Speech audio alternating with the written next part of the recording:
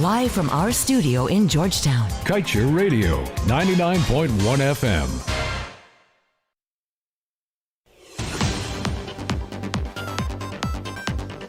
Should an unmitigated oil spill occur at ExxonMobil's fourth development project in the Stabroek Block called Yellowtail, it could have far-reaching effects for Region 1 and 2.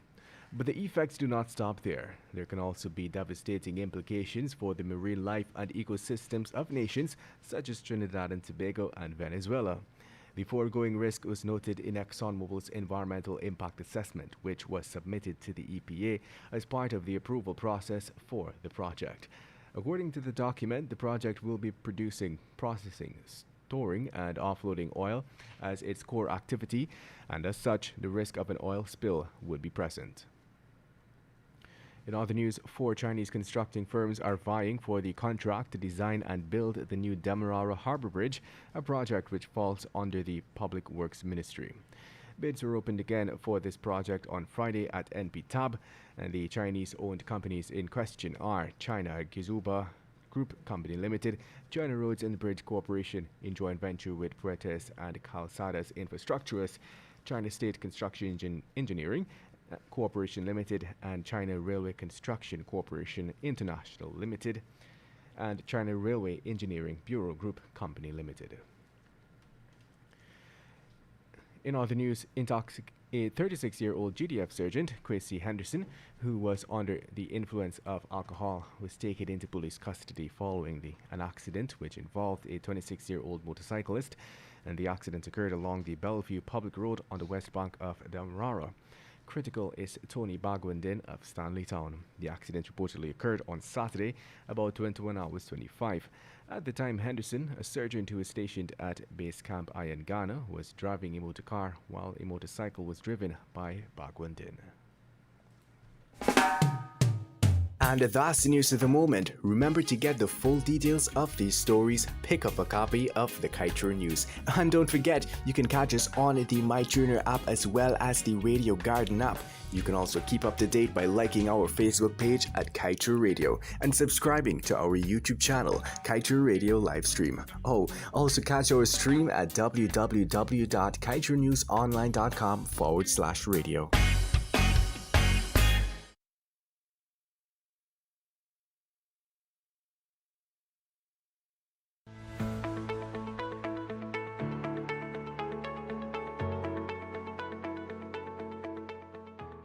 Keeping your hands clean is one of the most important steps you can take to avoid getting sick and spreading germs to others.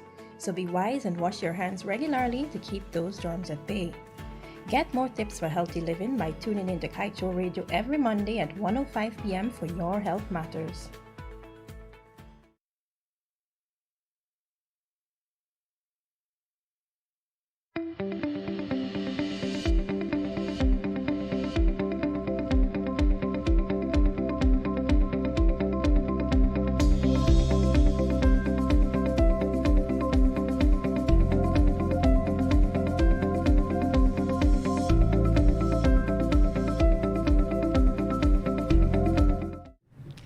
Good afternoon, everyone, and welcome to another episode of Your Health Matters here on Kaieteur Radio. Today, we will be dealing with the topic of tackling mental health issues. This is a topic that a lot of times mental health is ignored in our culture, and a lot of times we do not give it the kind of prominence it deserves, because mental health is an important aspect in every stage of life, from childhood to adolescence and throughout adulthood. This aspect of well-being is sometimes overlooked, and sometimes we treat it not as equally as important as physical health, since the state of a person's mind has the ability to impact on other areas of their life. We are advocating for more conversations on mental health issues. The World Health Organization has been at the forefront of this, and as such, WHO designated October 10th as World Mental Health Day, with an overall objective to raise awareness of mental health issues around the world and to mobilize efforts in support of mental health. Today, we have with us two professionals who will help shed light on some of the issues related to mental health. Mr. Shane Tull and is a psychotherapist, and Ms. Solandel Glenn, the founder of the nonprofit Desert Flower, who deals with mental health with youths. How are you doing today? Thank you very much for having us, Natasha. It's a pleasure being here. We're doing great. Okay. Rihanna. Go ahead. Go ahead, Mr. Tull. Thank you for having me. It's nice being here. Okay. You are the newest guest here, and we usually give our new guests a chance to introduce themselves. Can you tell us a little bit about yourself as a psychotherapist? Because that's not a term that we hear a lot. I know. So just tell us a bit about yourself. My name is Shane Tull. I am a clinical psychotherapist. I've been in practice for over 2 decades.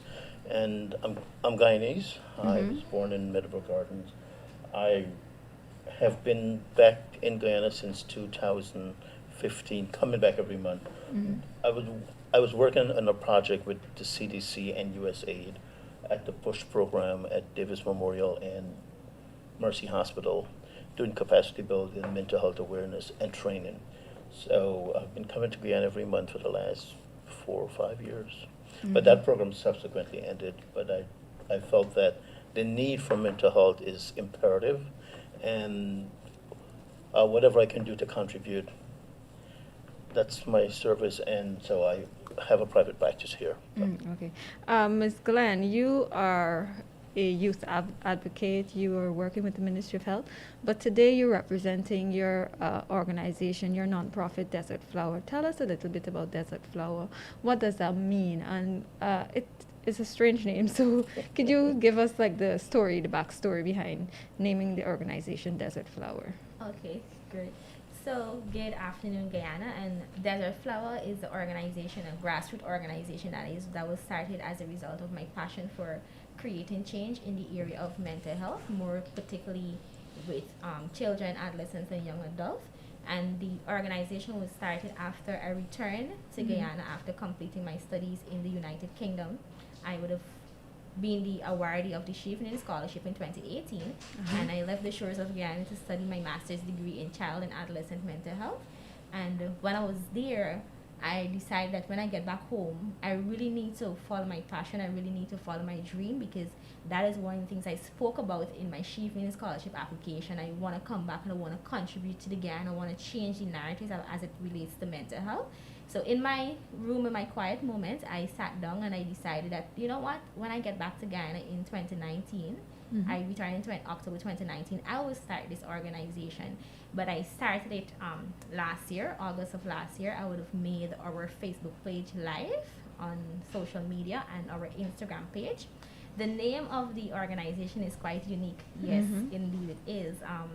It was a name that was firstly inspired by God, and secondly by a friend of mine, because she would have always said that, Silanda, you remind me of a desert flower.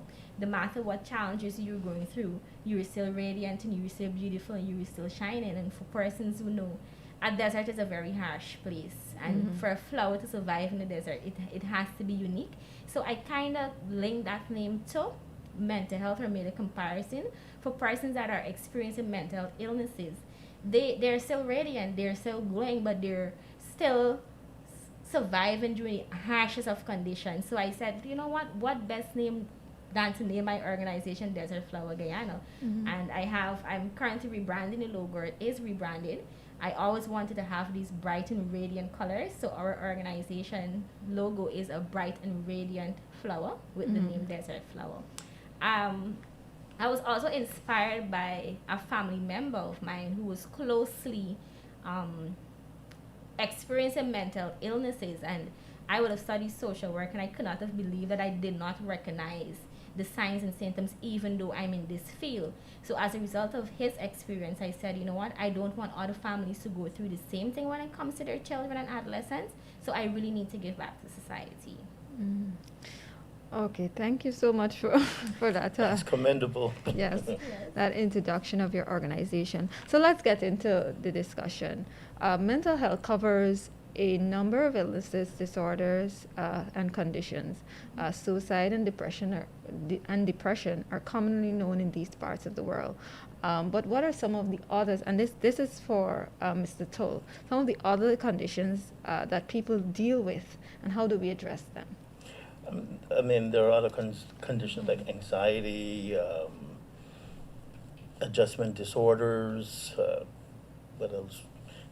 There's a bevy of conditions that people experience, but they're more or less onset with depression or some sort of mood disorder.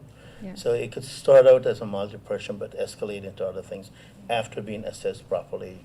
Because he used a DSM-5 manual. It just sounds fancy. It's just a criteria that we use to. It's like a spectrum criteria? Right, we'll see what spectrum you're on, but also it tells you from the reporting that the patient gives, you look at those criteria and you're able to make an assessment and a diagnosis. Okay. In terms of addressing it, how do we address some of these? Because I know we deal with a lot of suicide and depression here. Those are common. But I know you did studies working with USAID and so on. What are some of the others besides? Are they? Because I know of people mentioning schizophrenia. Yeah. I don't know if that's common here. Yeah.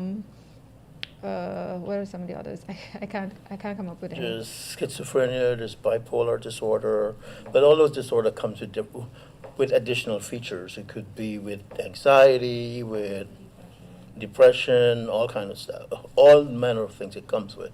So, but it's all encompasses some manner of depression, if you would agree. Yes, I would most definitely agree. In addition to what Mr. Tall is saying, we would see these artists, because when we talk about mental health and mental disorders, we kind of group them into different categories. And the emotional disorders, which are things like anxiety and depression and post-traumatic stress, those are the ones that we hear a lot about, yes. Yeah. But there's also things like developmental disorder, and we will see these happening a lot within our children and adolescents. And these are things like autism spectrum disorder that cause a delay in that child's learning and how that child function and behave. We also have the behavioral type of disorders, and most of the times we don't think that these are mental disorders, but they are. So we have things like ADHD that we often sometimes misdiagnose and say this child is just bad behave, this child is just disgusting. But a lot of our children and adolescents, they are experiencing these disorders, but because it's not something that is always talked about, is something that we don't always diagnose our children with, they get misdiagnosed. And we only focus a lot on anxiety, depression, and PTSD. But there's so many other disorders that are out there, and as Mr. Tall would have indicated, that's DSM-5. If we're supposed to literally go through that book, there's thousands of disorders, mental disorders that are in there. But especially for ADHD in kids, you have to look at it also from the cultural perspective. Yes. Because if we have a kid, if I'm assessing a kid in Guyana, and he's running up and down and carrying on, very fidgety, and very fidgety, you could say, okay, maybe he has too much energy, enroll him in a sport, let him go run in the afternoon. And there have been studies that show that kids in this part of the world are not diagnosed as much with ADHD as in North America. In North America, because there it's cold, kids are inside because of safety reasons, so they may have pent-up energy, but if you let them go to after-school programs and they get to burn that energy up, you see a change in their behavior. So when you're doing an assessment, you have to take culture and environment into account. Okay. In terms of, because you just mentioned misdiagnosis, this may be a broad topic because we don't have the capacity, first of all, here. We have some capacity, but generally because of our culture, we kind of like throw it aside, like, oh, this child has just had too much sweet, he's fidgety, or he's too active, you could just, as you said, enroll him in a sport, when the child may be dealing with some ADHD or some behavioral disorder. How do we, and then there's this issue of stigma. How do we really get people to talk about this without having to deal with the discomfort and, How do we move away from the stigma? Because Well- people, when they hear mental health, the first thing you hear, you got to go see a therapist, the first thing they look at you funny, Something. like something Yeah. wrong with you. But I think that's part of our challenge. We have to demystify what mental health is. Uh-huh. And the only way we can do it is by having conversations about it. So we have to get comfortable with being uncomfortable, Yeah. having these conversations. Because until that happens, the stigma is going to be there, and we're not going to educate ourselves, or we're not going to lend ourselves the opportunity to learn about what mental health is, and that if that doesn't happen, how do we heal ourselves, and how do we support ourselves and the people in our lives that are experiencing a mental health challenge? So basically what you're saying is that when you hear somebody say, oh, they may need therapy, or they may have a challenge like ADHD, and I'm told that can be self-diagnosed based on the symptoms, right? Or they have some other challenge that I can't put a word to right now. You should not look at them in a funny way, or judge them, not because somebody's seeing a therapist or something like that means, oh, the person is cuckoo. Or I've seen even a therapist. I'm a therapist. I've seen a Yeah. therapist. I think seeing a therapist is Or- good mental or health that- yeah, protection. yes. How do we promote that as, okay, that's something that is normal. You need that, because even in work and at school, there's some amount of stress. You would Yeah. testify to that. If I may jump in here, I think you said a word that I was going to talk about. We have to normalize talking about mental health and well-being. We have to normalize going to get treatment or speaking to a therapist. Your mental health is important just as your physical health. We're comfortable walking into a health center or a hospital to talk about diabetes or hypertension or any other medical issue that we're having, and we should come to that place where we have to break the stigma. We have to let people know that it's okay not to be okay. It is okay to go to a therapist because your mental health is important. So they should not be afraid to go and see a therapist. We have to remove this thing that, oh, if I'm struggling, it means that I'm mad. Having a mental issue does not say that you're mad. Having a mental issue saying that you're not okay at that point in time. We need to realize that mental issues is something that's affecting everybody regardless of your age, your race, or wherever you come from. So you should be able to talk about your mental health. And the way that we could do that, I think Mr. Tall mentioned it, is through education. We have to do more health promotion when it comes to mental health. We have to awareness. We have to ensure that we have more advocates in the area of mental health and well-being. We have to ensure that we have more TV programs. We have more articles written daily. We need to literally flood the media and put information out there when it comes to mental health. We need to educate the population, and I believe that once we start doing this at a young age, but with children, once they become adults, they will change the narrative, and they will be better able and more comfortable talking about their mental health and well-being. And awareness is important. Yes. I remember coming to Guyana in the early 80s when HIV was just so prevalent, and I passed in front of Camp Aingan, and there was this billboard that says, "We can protect you from war, but we can't protect you from HIV." That's the kind of campaign we need to have around mental health. Yes, we need to be direct. We need to be direct. We need to be bold. We need to get people involved and engaged, and take away the stigma and the scariness of it. Because I think when people hear mental health, it's so broad. Yes. And it is overwhelming. However, once you're engaged and you have conversations about it with someone that knows what they're talking about, it helps you. It gives you the tools you need to understand and also to help others. So we'll just take a short break, and when we come back, we'll have a little bit more from Mr. Toll and Mr. Landell Glenn on tackling mental health issues in Guyana.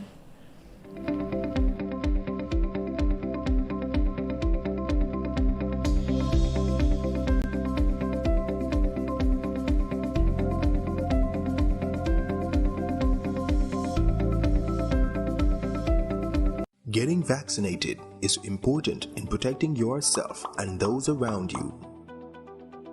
The COVID-19 vaccine is not a cure. The Ministry of Health's vaccination drive is to remove the virus's ability to cause hospitalization.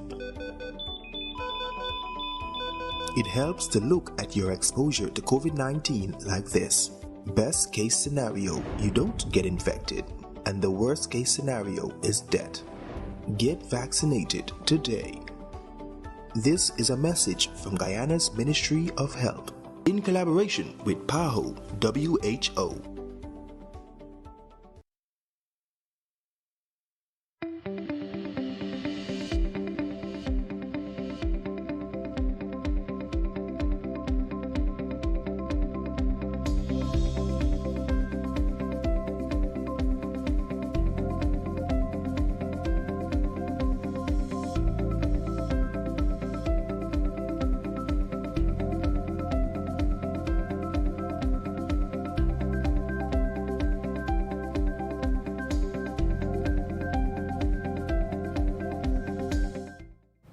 Welcome back to the program. You're listening to Your Health Matters here on Kaieteur Radio.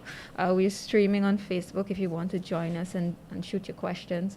The time is moving along. So we have with us today Mr. Shane Tull, who is a psychotherapist, and Ms. Solandel Glenn, who is a mental health advocate, and she's the founder of the Desert Flower organization, which deals with mental health, addressing mental health issues among youth and adolescents. And so we're talking about tackling mental health issues, and we were getting into a bit of some of the disorders that we would see commonly reflected among youths and people, adults in general. And so one of the things that I wanted to ask is that we deal a lot with depression, because especially now that we're dealing with COVID-19 and there's a lot of stress, compound stress, because you're dealing with the regular stress and then you have to worry about COVID. In terms of diagnosis, in terms of determining whether a person is just dealing with a depression as the mental health issue of depression, or just dealing with stress, how do you discern? How do you discern whether... Duration, how long it is. I think we all experience some form of mental health, especially within the last year with COVID and the unbelievable turns of our lives. So a year later, we're still not clear when this pandemic is going to be over. And within that year, we've noticed an escalation of people with depression, alcohol abuse, drug abuse, family violence, child abuse. So that compounded with our normal lives, and now we're asked to do all these things, that definitely has increased our mental health. But to look at if someone is just going through a mild depression or something more chronic, you have to look at the duration of time. If it's more than 3 weeks to a month, and they're going through the same process, then you could say, okay, they're having a depressive episode. But you also have to look at marked behaviors. Anything that changes about the person that's not normal or is not a part of their baseline activity or presentation are things to look for. For example, at work, if you know someone well here that comes to work on time and they're very outgoing and engaging, and in the last month you've noticed a marked change in their behavior, coming late, more tardy, confrontational, things that are not a part of their normal presentation. What about isolation? What Yeah, about that too. withdrawal? Withdrawal is a major thing, and I think when it comes to withdrawal, we're kind of don't know how to deal with it because you don't want to intrude into a person's privacy. But I think it's important to have a conversation with them and use facts like, okay, within the last month, I've noticed these 3 things about you that I know that's normally not who you are. So, and how can I support you? And how can we look at ways to get you to a space where you're better? I think it's important to realize that if you point out a mental health episode in someone, your goal is not to change them, but to get them to a place where they can be properly diagnosed and supported. I wanted to mention this, and I think this question would be for you, Ms. Glenn. I noticed recently I came across a picture of a beautiful young lady on Facebook. It doesn't seem as anything is wrong with her, physically at least, but I am told that she had some issues with depression. And sometimes people might brush depression off as, oh, you can't be depressed because you're so beautiful, or you have this going for you and that going for you. What do you tell persons like those? How do you deal with somebody who seemingly has everything but still depressed?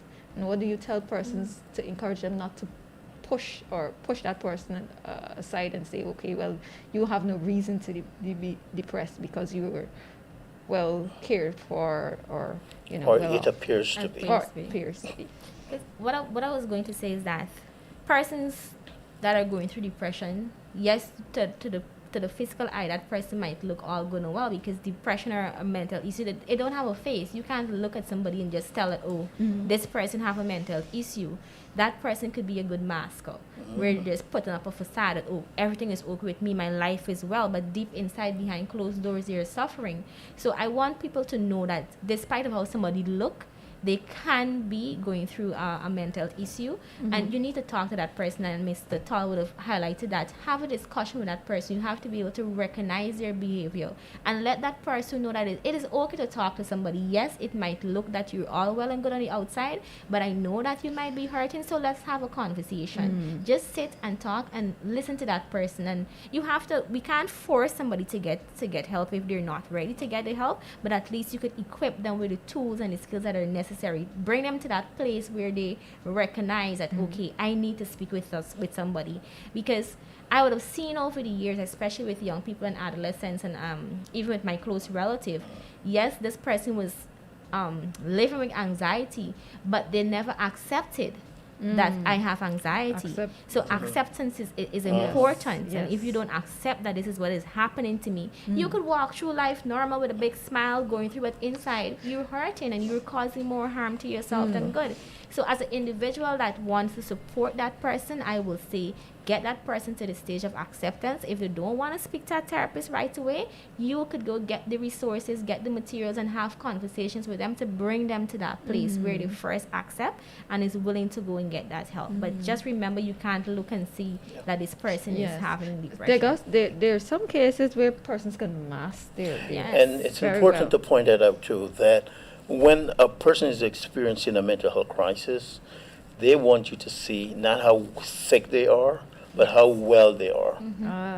So they're going to put on the best front, the best face. Yes. And that's why it is so profound and confounding when people do drastic things.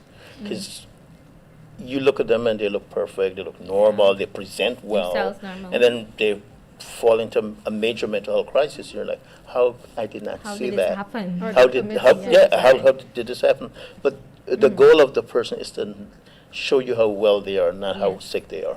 And I think one of the reasons too that these things happen is because of the stigma. In Guyana, there's a very high stigma that is attached to mental issues, and that as much as that person might want that help, they might say, if I come out, firstly, persons, they're going to say that I'm weak. Right? They're going to say that I'm a coward. They're going to say all sort of things about me because of what I'm going through. And one of the things we have to remember also as individuals is that a person is not their illness.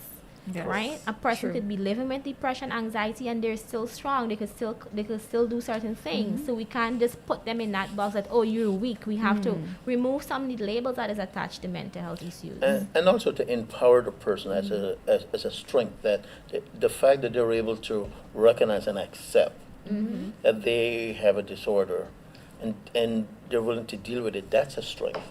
Yeah. And that's what you build on. Yeah. Show support. Yeah. So, for me, as I'm hosting Rihanna Ramsey, hosting this program, I work in an environment where, kids have a little bit of stress, or other workplaces, say at a hospital. I know the hospital right now is a stressful environment because of dealing with COVID and all kinds of things. How do we de-stress so as to not to go into depression? Are there ways? And this is for Mr. Tony. No, so as to manage our stress in a way that we don't end up in a state of depression?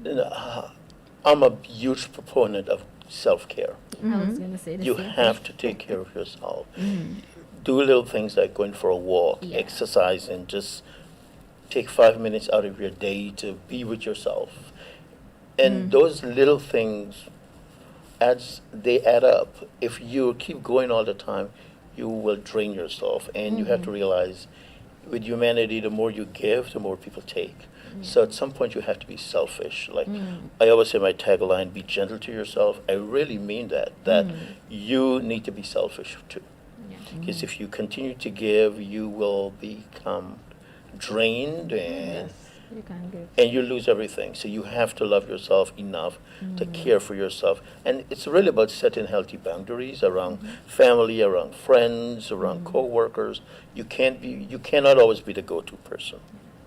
I would like to echo what Mr. Tall would have said. I'm a big fan of self-care. Even my friends sometimes ask me, Cindy, how do you do this? Because I'm involved in so many things, but you have to realize that you have to put yourself first, because if you're not healthy, you cannot help other people. One of the things I do, I as I said, I love self-care. I would go to the movies by myself.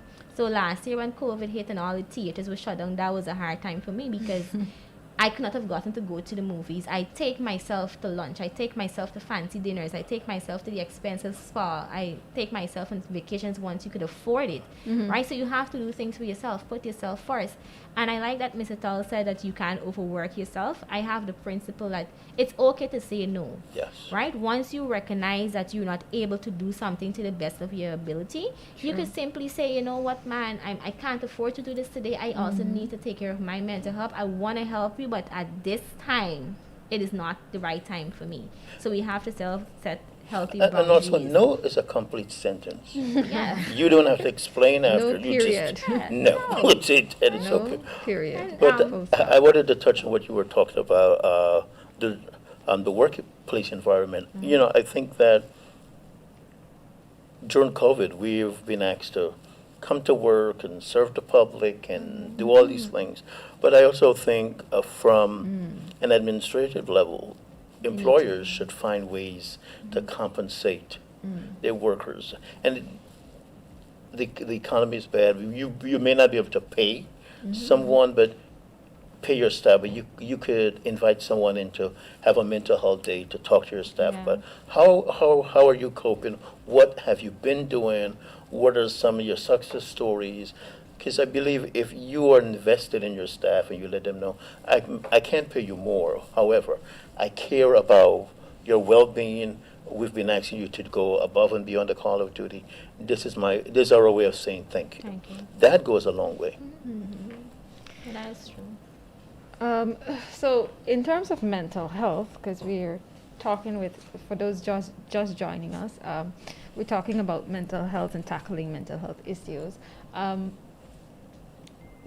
For physical health, there are certain indicators, certain symptoms that you look for. We touched on some earlier. And also there are certain risk factors, like for, let's say, non-communicable diseases, you would have family trend, I always call it family history and so on. Does this apply to mental health? Yeah, I think if you have a family history of mental disorder, you're predisposed. Wow. But that can also be I don't want to say a good thing. It could also make you a little more aware of your own mental health, and so you'll be more alert for signs and symptoms coming your way. And that could also help you to prevent yourself from getting into that severe depression or severe anxiety or any of the other mental issues. And the other thing is our environment. That's one of the other contributing factors for persons developing mental issues. And like you would have mentioned, your work environment, it could be your home environment where you're exposed to certain abuse, especially in children and adolescents. It could be within the school environment. Relationships. So, relationships. It could also be as a result of brain disorder. So we have different factors that will determine whether or not the person can develop a mental issue. And in terms of diagnosis and treatment, we have some level of care available here. But can a person, if they go through the treatment, can they be cured ultimately cured from a mental health situation? It's a question somebody said. Yes, it's a valid question, Yes, but it I is. don't know if cure is an appropriate word. I think you can get to a place where you're functioning better. Managing. When you're managing Yes. better. It's like grief, where you're never over your grief, but over Yes. time, Yes. you're able to manage better. And Yes. the important Heal better. and feel Is- better. yes. But what's also important to point out that if someone is at the onset of a mental health crisis, if they get the needed support and treatment and everything right away, that crisis is abated and they can be fine moving forward. So support is very important.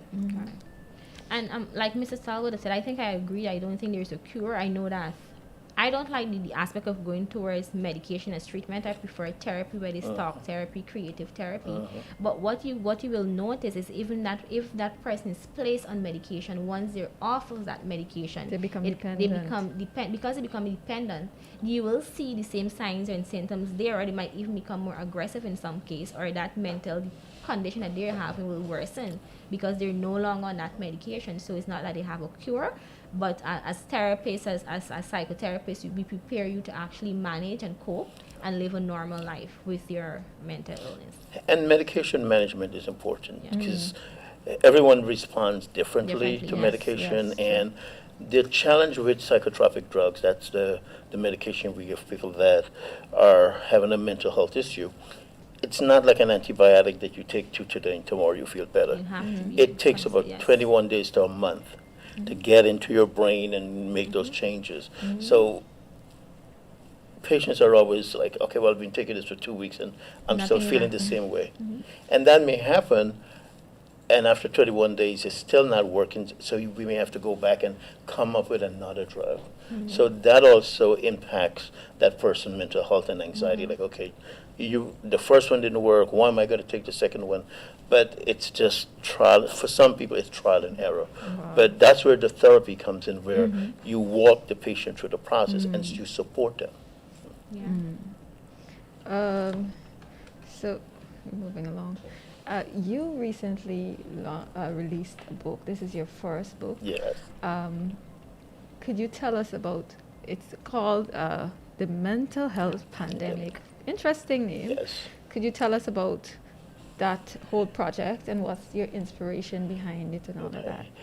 I really believe that, and I think you may agree that mental health has become the pandemic within the pandemic, within the last year. Because if we look at the research and all the statistics reveal that mental health has been forged to the forefront, where you have to talk about it. It's imperative, and I wanted to offer something that the layperson can pick up and read and really understand it. It's not an academic book. It's just a very easy read where with things where you can understand your own mental health and things that you can do to support yourself and others in their mental health experience. So it's the pandemic within the pandemic, and we don't know when this global pandemic will be over. So I really think it's timely.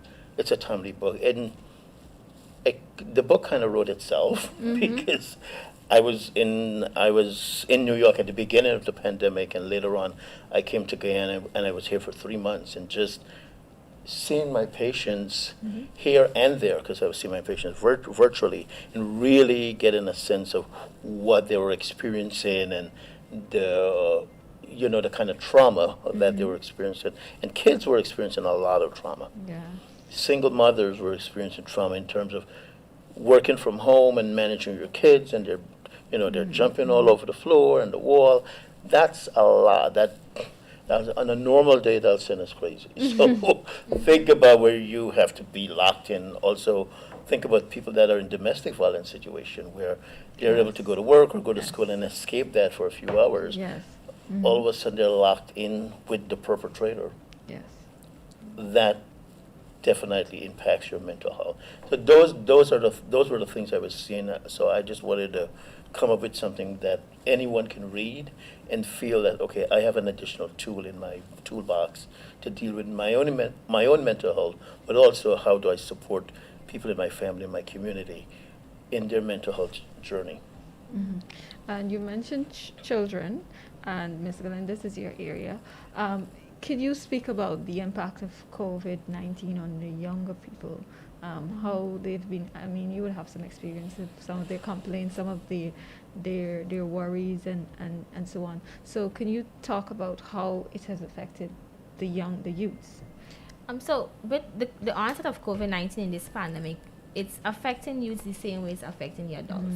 We've seen an increase in stress level among our adolescents and young population because their lives were basically put on hold at the start of that pandemic. They weren't sure what is going to happen next, when the pandemic was going to be over.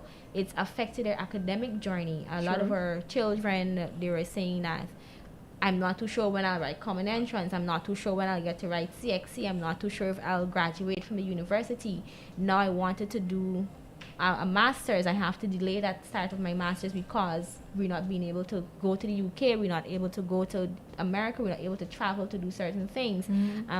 Mr. Todd would have also mentioned with our children and young people, they're now spending a lot of times at home with their perpetrator. So because you're locked in that house, you're unsure, so what will happen to you? I have to endure this abuse. I can't get away from this scenario. I can't go and be with my friends. I can't socialize with my friends. So all these things is the same things that are affecting us as adults. We're forced to adjust to this new normal. We're forced to isolate. We're forced to wear masks, and these are things that we're not accustomed to. So it is affecting how we think. It's affecting how we behave. It's affecting us as human beings. And the same thing is happening with our young people. As youth and as young people, they like to socialize. They like to be outdoor with their friends. As much as I know that persons are saying, oh, this generation, they're always living on their smartphones. Yes, they are, but they still like to feel that physical contact and that physical presence. We would have seen an increase in depression among our adolescent population and our children. We would have seen an increase in anxiety because we don't know when this pandemic is going to be over. And when it first started, every single day we look at the news, we were seeing thousands of persons dying. Yes, it was adults, but it's still significantly affecting them because they're unsure, could I be one the person that... And then some parents and grandparents. And their parents would have died. Some of them had grandparents that they would have lost, or even aunts or uncles. So they're living with this and not knowing how to cope with it, not knowing if this is something that could affect me directly in terms of me being affected with COVID, in terms of me dying from COVID. It's a real scary situation. So I believe now more than ever, and I think Mr. Todd will definitely have to get your book. Now more than ever, we need to talk to our children, adolescents, and young people about taking care of their mental health, about talking about how they're feeling, and not keeping it inside, expressing their emotions and their thoughts, because it will help them to survive post-COVID and even right now during COVID-19. Expressing yourself. I find I like to have conversations, but I don't know if this would be something that, as a professional, a mental health professional, you would recommend outside of having a conversation with your therapist, or any other professional. Having conversation, would you recommend that as a form of therapy? Regular conversation, like having conversation with a trusted friend. Say you're dealing with something or so on. Would you recommend that? Because you mentioned expressing yourself, and it clicked my mind to having conversations, because I do that sometimes. I like to talk. I like to get things out there and talk with a trusted friend. Would you recommend that as a I highly recommend that. Yes. That's your base of support, because it is those conversations that can crystallize the mental health episode. Because as you talk about it, you hear yourself talking, your friend may think, okay, well, this may be something wrong here. So having those conversations are important, and it's your first help and your first support system. Like I said, if you have a good support system, experiencing a mental health crisis with a good support system, it will help you get through it much faster. And I think too, just to add, is that it will bring what we're trying to do, normalizing Yes. having discussions when it comes to Correct. mental health and well-being. So once you sit and you talk with that person that you were talking to would also want to talk with somebody else, and eventually we'll have that ripple effect where it's okay to sit and have an open conversation about your mental health and well-being. It's okay to sit and have a conversation about how you're feeling, and it will also ensure that you have that support system. It could also lead to you as an individual become more comfortable talking with a therapist and making a decision to go see a therapist. So I would definitely recommend that, and also to let the person know that when somebody comes to you to share, yes, you have to listen, but you have to ensure also that you build trust in that person. Don't just go talk what the person would have said. Yeah.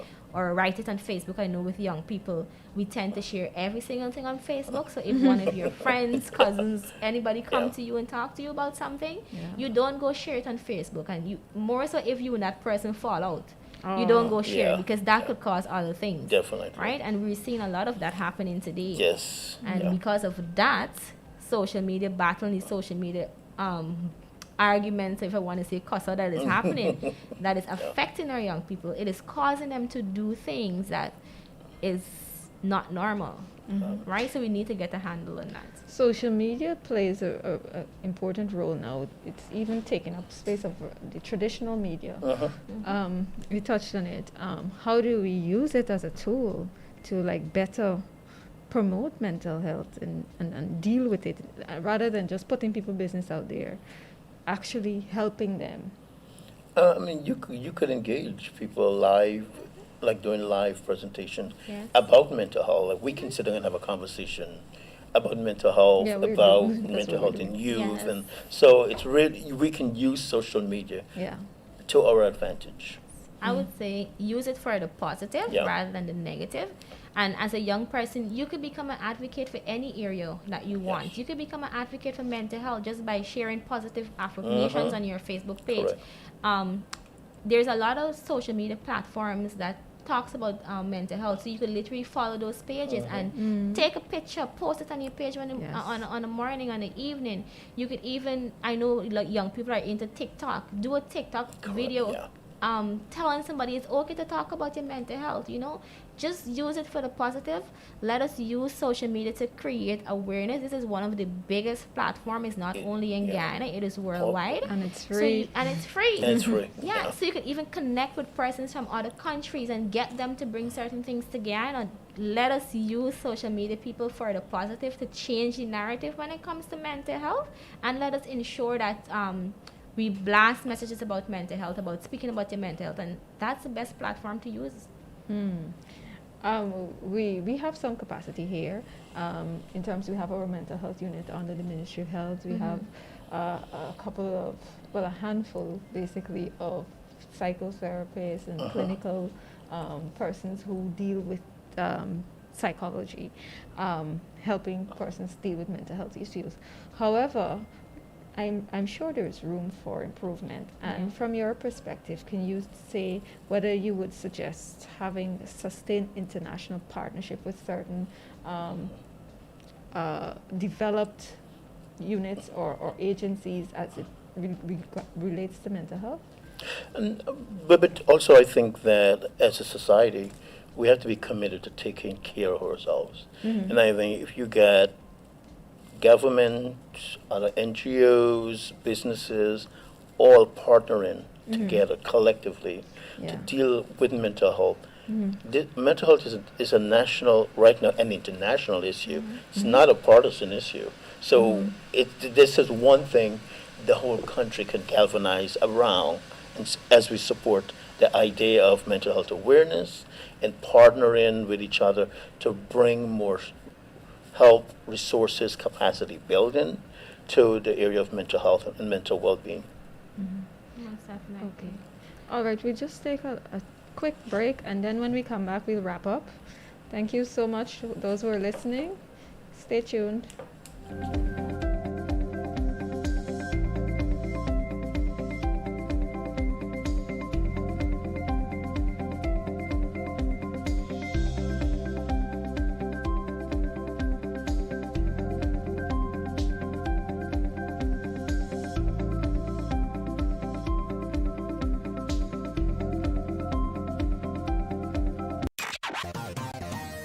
Kaieteur Radio, keeping you informed. Demerara and Essequibo 99.1 FM. Burby's 99.5 FM.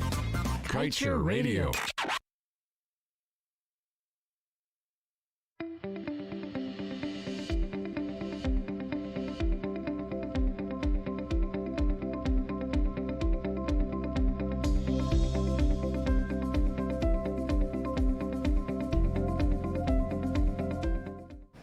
Welcome back to Your Health Matters, and we're wrapping up here on Kaieteur Radio.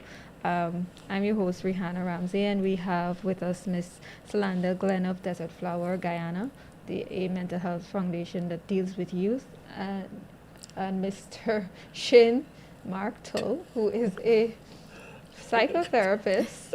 I don't know why I'm smiling. And we had quite an interesting conversation on mental health and tackling mental health issues here on the radio. And if you want, you can go back and view it on our Facebook page. And Mr. Tull, he will tell us just before we go about ways you can, if you suspect somebody who is dealing with a mental health issue, how you can approach them in a way that is not harmful to them, that in a way that doesn't stigmatize the situation and cause them to run away or shy away and hide their condition more and cause them to go into deeper depression or into a place where there's no return, suicide or something like that. So Mr. Tull, and then I'll ask Ms. Glenn also to add if she has anything to add. Can you give us some easy step-by-step guidance as to how to approach somebody who we suspect might be dealing with something like that? And I think we shared this before.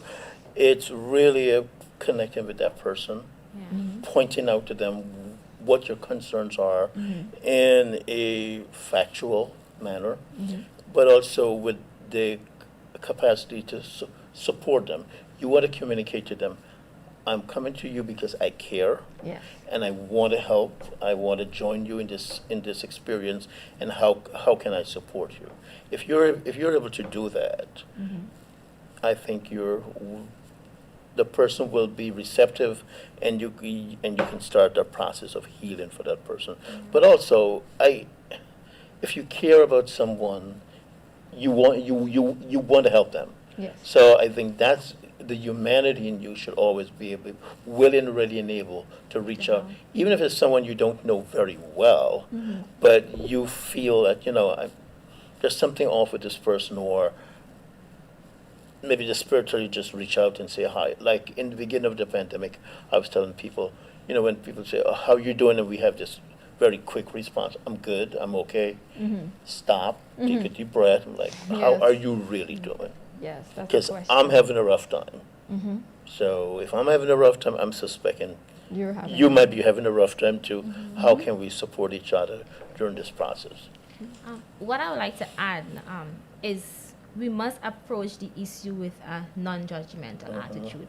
I know sometimes individuals, we say we want to help. We have that instinct to help. But when that person comes to you and they're sharing, sometimes we are human beings. We tend to judge.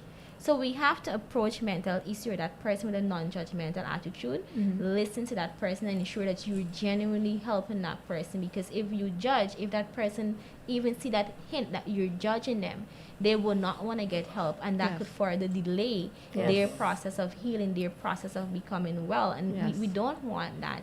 So most of the times when I talk to individuals, say if you're a judgy person, don't sit and listen to somebody that is going through a mental issue.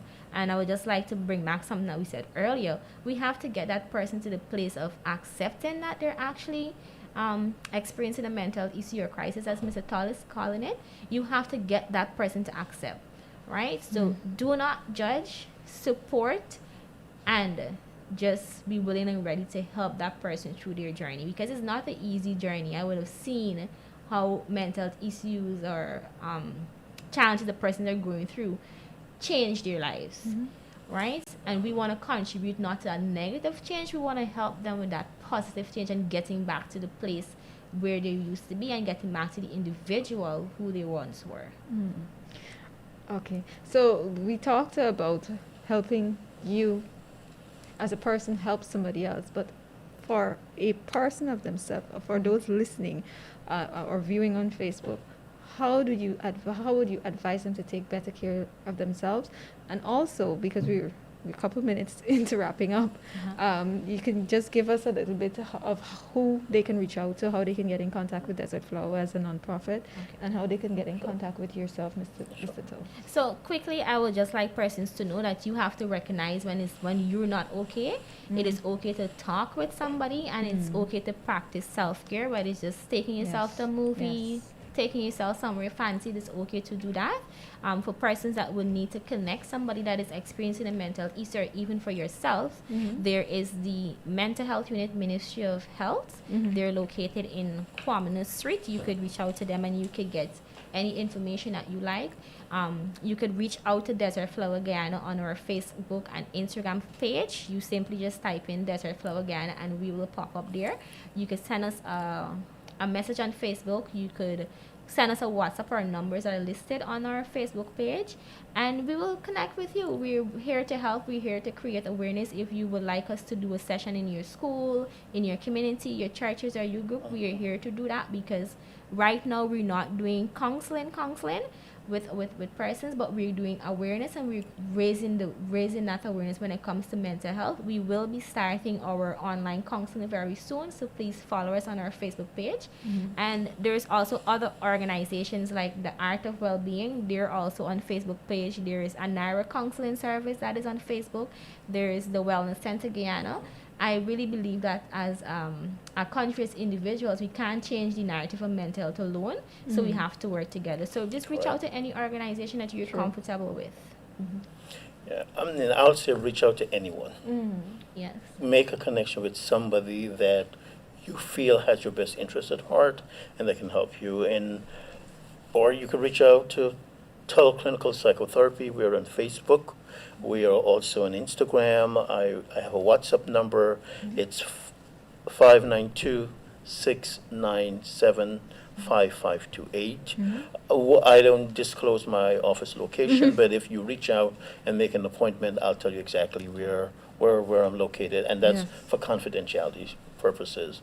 But we are here to help, to support not just individuals, but we are open to being called in by companies and corporations that want someone to come in and talk to their staff about mental health. So we're open to do that as well. Okay, folks. So thank you so much, Mr. Toll and Miss Glenn. Thank you for joining us here on Kaieteur Radio for Your Health Matters. I'm your host, Rihanna Ramsey, and we do hope that you garner some information on dealing with mental health issues. And if you know someone, if you know someone that you suspect might be dealing with something that is a mental health issue, we give some very interesting and helpful advice. We had mental health professionals here who gave that advice. You can go back and view our clip on the Kaieteur Radio page, and you will be able to understand how to approach that person and how to get them that help they need to live more wholly and healthy. So until next time, thank you for joining us, and do take care of yourselves